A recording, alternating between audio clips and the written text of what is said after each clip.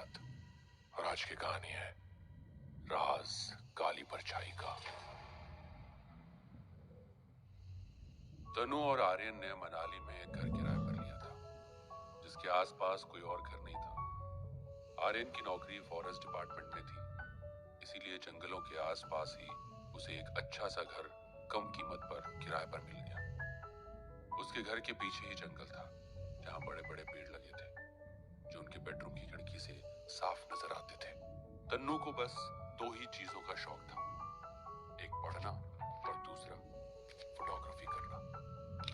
जब आर्यन अपने काम पर चला जाता तो वो अपनी बोरियत को खत्म करने के लिए अपना कोई मनपसंद नॉवल या कैमरा ये लेकर जंगलों की ओर निकल जाती। ऐसी एक दिन आर्यन को 2 दिन के लिए किसी टूर पर जाना था। टूर पर जाते समय उसने तनु को बहुत सी हिदायतें दी थी, क्योंकि आज पहली बार था जब आर्यन तनु को अकेला छोड़कर जा रहा था।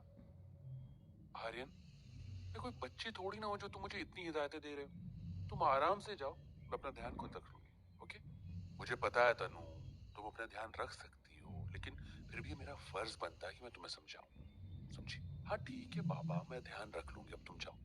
ये कहते हुए तनु आर्यन को विदा करने के लिए उसे दरवाजे पर छोड़ने आती है। जल्दी से निकलो वरना तुम्हारी ट्रेन मिस हो जाएगी। जाओ जाओ जाओ जाओ। आर्यन चला जाता है।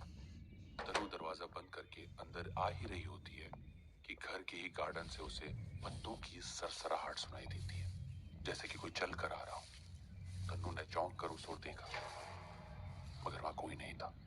तन्नू अपना वहम और हवा का झोंका मानकर अंदर चले जाती है। उन्हें देख पाए कि गार्डन में लगे एक पेड़ के पीछे से एक काली परछाई बाहर निकलकर जंगल की तरफ भाग गई। लगभग आधी रात को जब तनु सो रही थी तो अचानक उसे दरवाजे पर खटखटाने की आवाज आती है। हाँ? इतनी रात को कौन हो सकता है? तनु नींद में दरवाजे के पास चली गई और अपनी आंखें मसलते हुए दरवाजा खोल दिया,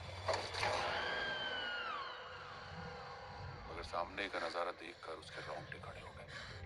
उसने देखा उसके सामने उसी की हमशक्ल खड़ी हुई थी, जो तनु को देखकर भयानक तरीके से मुस्कुरा रही थी। उसकी हमशक्ल की पलकें नहीं झपक रही थी। तनु एक जोरदार चीख के साथ बेहोश हो गई।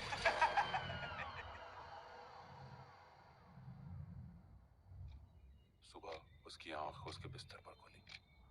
उसने देखा कि रूम का दरवाजा बंद था। तनु कल रात की घटना के बारे में बहुत देर तक सोचती रही। फिर उसने बुरा सपना सोचकर ख्याल झटक दिया और तैयार होकर तनु फिर से जंगल की तरफ निकल गई। घूमते घूमते तनु ने बहुत सी फोटोग्राफी की, लेकिन वो बहुत दूर निकल आई थी। आसमान में काले बादल छा गए थे। ओह, लगता है आज बहुत जोरों से बारिश होने वाली है। तभी उसके कानों में किसी औरत की भारी आवाज टकराई। जोरों की बारिश। तनु चौंक कर इधर उधर देखने लगी। अब तनु को कुछ डर लगने लगा था। उसे लगा कि जंगल में उसके अलावा और कोई भी है। तनु ने हिम्मत दिखाते हुए उससे पूछा, कौन है? कोई है क्या यहाँ? अगर है तो सामने आओ ना। लेकिन कोई जवाब नहीं आया। तनु फिर से अपना वहम मानकर घर लौट आई।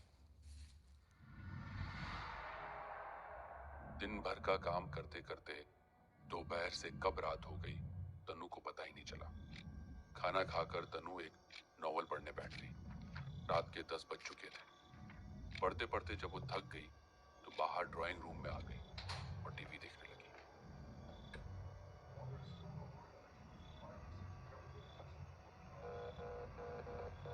देखते देखते अचानक ही टीवी बंद हो गया और अचानक ही चालू हो गया। जैसे ही चालू हुआ उस पर एक काली सी आकृति उभर कर आ गई। तनु जोर से चिल्लाई और वहां पड़ा रिमोट उठाकर टीवी की ओर फेंक दिया और भागकर अपने रूम में चली गई।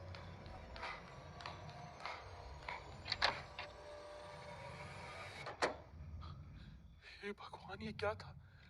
वो काला साया सच में था या मेरा वहम? लगता है आजकल मैं हॉरर नॉवल बहुत पढ़ने लगी हूँ। कुछ भी इमेजिन कर रही हूँ मैं। तभी उसके हस्बैंड आर्यन का कॉल आया।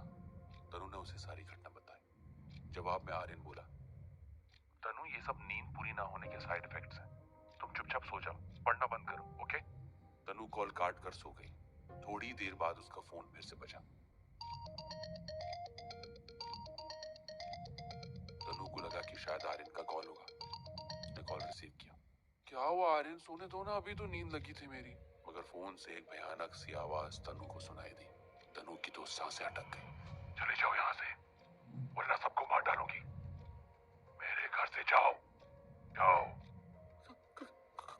कौन कौन बोल रहा है? हेलो? लेकिन घर घर की आवाज के साथ कॉल कट गया। तनु ने जब कॉल डिटेल्स देखी तो आधे घंटे पहले का लास्ट कॉल आर्यन का ही था। तनु ने पूरी रात जागकर काटी। तनु बहुत डर गई थी। इसी डर की वजह से तनु दूसरे दिन जंगल भी नहीं गई।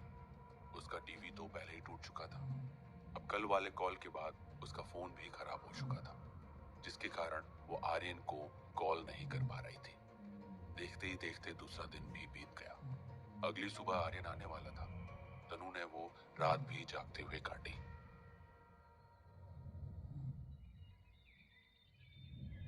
और सुबह आर्यन आ जाता है, लेकिन वो तनु की बातों को मजाक समझकर उड़ा देता है। तनु अब डरी डरी रहने लगी थी। एक दिन आर्यन तनु के साथ जंगल घूमने की जिद करने लगा। मन न होने पर भी वो मजबूरी में आर्यन के लिए साथ चली गई। तनु और आर्यन जंगल पहुंचे ही थे कि तभी एक बंदर तनु का कैमरा छीनकर भाग गया। अरे हे, मेरा कैमरा वापस दे।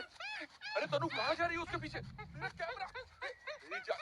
तनु बहुत तेजी से उस बंदर के पीछे भागी। वो उससे अपना कैमरा लेना चाहती थी। आर्यन भी उसके पीछे पीछे था, लेकिन तनु इतनी तेजी से भागी और भागकर दूर निकल गई। वो एक ऐसी जगह पहुंच गई जहां अब तक वो कभी नहीं आई थी।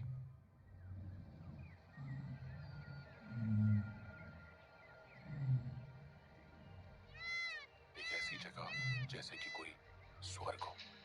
वहां एक छोटी सी नदी थी, फल फूलों से लदे पेड़ थे, मानो स्वर्ग का भाग यहीं उतर आया।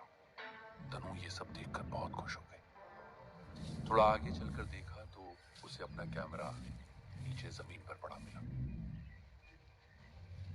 उसने उठाकर अपना कैमरा चेक किया। वो एकदम सही सलामत था, लेकिन अचानक वही काली परछाई उसके सामने आ गई। डर की वजह से तनु वहीं बेहोश हो गई।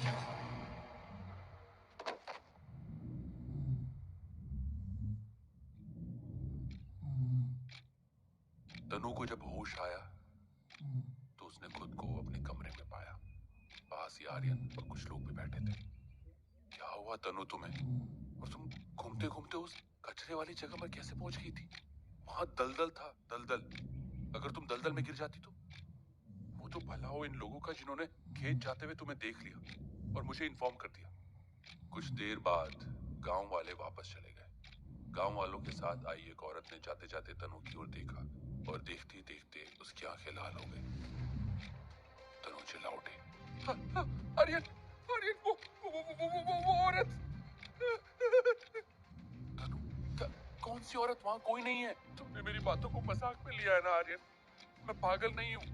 तुम्हारी गैर मौजूदगी में मुझे वास्तव में खौफनाक परछाई दिखाई दी थी।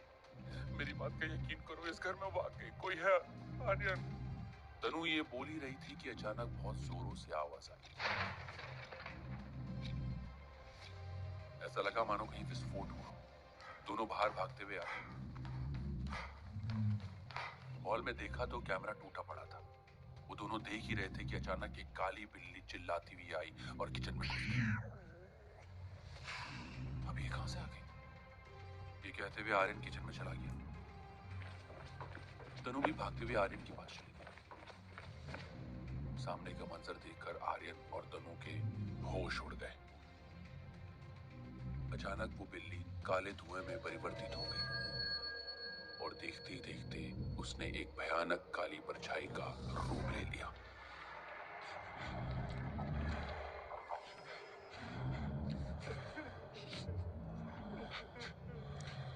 उसकी लाल आंखों में अंगारे चमक रहे थे।